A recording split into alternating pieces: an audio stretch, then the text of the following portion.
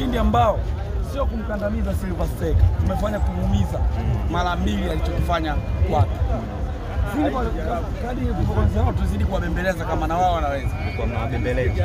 Hatukuwakatia tamaa, hatukuwakatisha tamaa kabisa. Kwa sababu ilikuwa wao wakipata goli moja wanaenda, si ndio? Na sisi tukawabana hapo, tukaonesha uwezo wetu.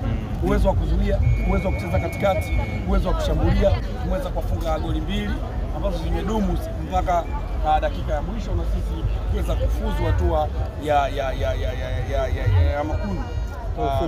Tumzungumzie Zuzu Pacome.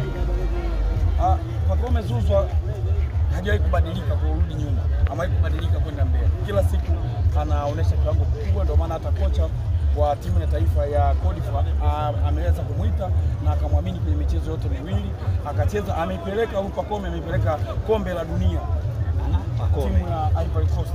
Pacome Zuzu, kwa sababu wale walikuwa wanacheza mwanzo, kocha aliona kwenye michezo hii inaweza nisitoboe, na ngoja niongeze kiungo kutoka Yanga Afrika. Ndio huyo Pacome Zuzu amekwenda